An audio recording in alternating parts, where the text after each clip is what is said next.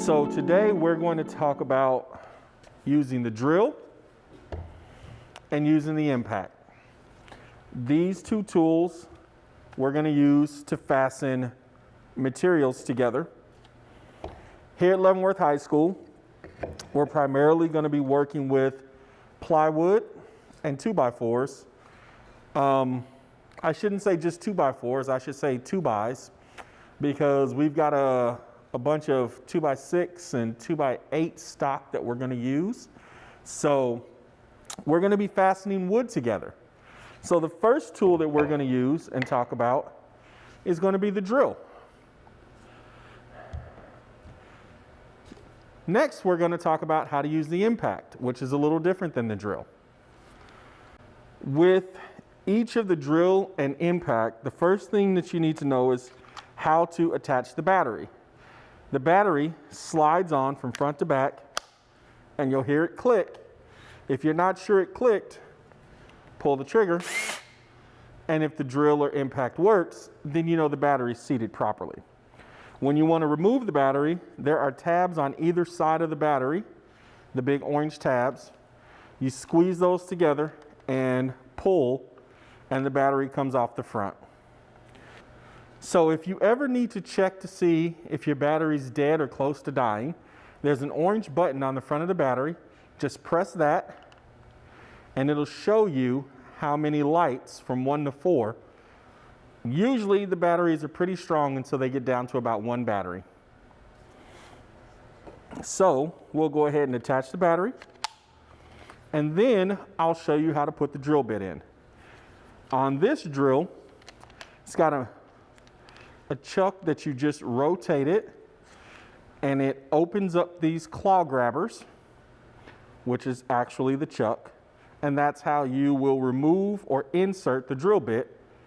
And once it's in, sometimes if you push the drill bit all the way in, you will start to get into the grooves of the drill bit. We don't want the chuck on the grooves of the drill bit. So just make sure that the chuck is grabbing around the solid shaft and not the grooves. It's very important to keep those grooves free, and I'll show you why in just a second. When we tighten this down, you'll hear it click, and it's usually like 3 or 4 clicks, and then it'll stop clicking. Once it stops clicking, you know it's tight enough. The next, I want you to check the torque setting. So here on the torque settings, you'll see that it's got a little drill icon or a drill bit icon. That's what you want to be set to. If it is set to anything else, then sometimes the drill won't deliver enough power for you to drill all the way through your material. So we always leave them set at the drill bit setting.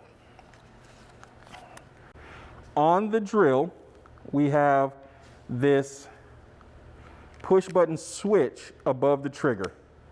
This is how we select forward and reverse on the drill.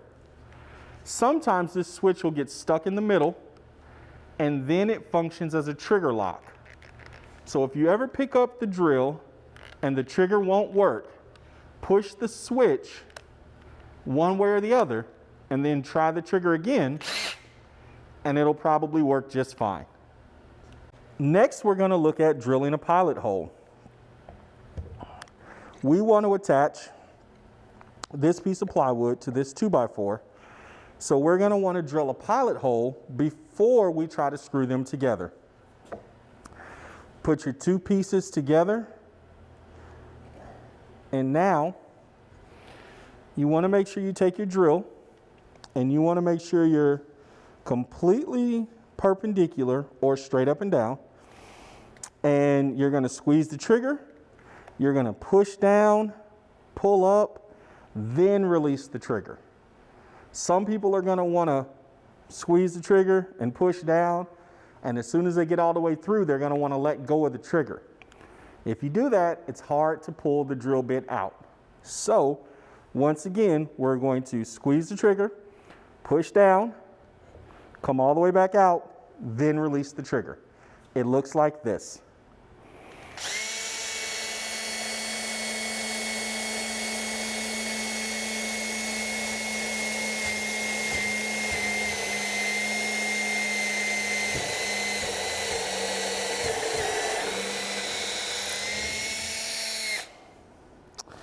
Now, earlier, I said it was very important to keep these grooves free from the chuck. All of this material that was pulled out of the pilot hole was pulled out of the pilot hole thanks to the groove in this drill bit. That's why we want to keep those grooves free and unobstructed. When you finish drilling your pilot hole, just remove any excess debris out of the grooves to get ready for drilling your next pilot hole. One other thing about pilot holes, you need to select the forward direction when you're drilling your pilot hole. This is very important. If you accidentally select reverse, it will be very hard to drill this pilot hole because the bit will be spinning in the wrong direction. Let me show you what that looks like.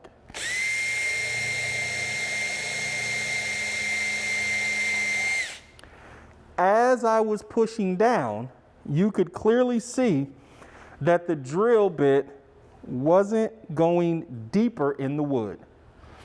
That's because any material that it was able to dig out of the hole was not traveling up the ridges of our drill bit. So once again, you always want to make sure that the drill is in the forward direction to drill a pilot hole. The other thing that's important is when you're drilling your pilot hole and you get all the way to the bottom, just pull the drill back out with the drill still spinning in the forward direction. Some people want to drill and then they want to switch the direction of the drill. That could clog up the grooves in the drill bit, and it could also cause the drill bit to get very hot because it's spinning in the wrong direction as you pull it out. Now we're going to talk about screws. We want to make sure that we're always choosing the right tool for the right job. Here at Leavenworth High School, we have 3 sizes of screws that we use. This is 1 1/4 inch long, this is 2.5 inches long, and this is 3 inches long. So here, we'll check and see which screw is the best screw for it. If we use the 3-inch screw, it goes all the way through both pieces of our wood, and we don't want that. Let's check the 2.5-inch screw. This will also go all the way through. That brings us to our 1 1/4 inch, and you can see that it'll go through the top piece of wood and stop all the way in the bottom piece of wood. And that is what we want. We want to go all the way through our top piece of wood, and we want the screw to stop inside of the bottom piece. So now we place our screw in the pilot hole. We take our impact and we line up the Phillips head bit with the Phillips head of the screw, and then we squeeze. Once the screw is all the way flush with our top piece of wood, we can stop.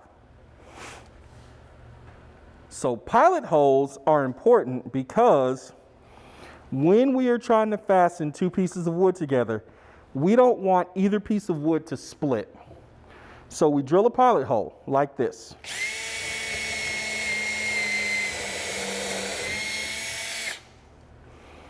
And now all of the material that was in the hole has been flushed out of the hole.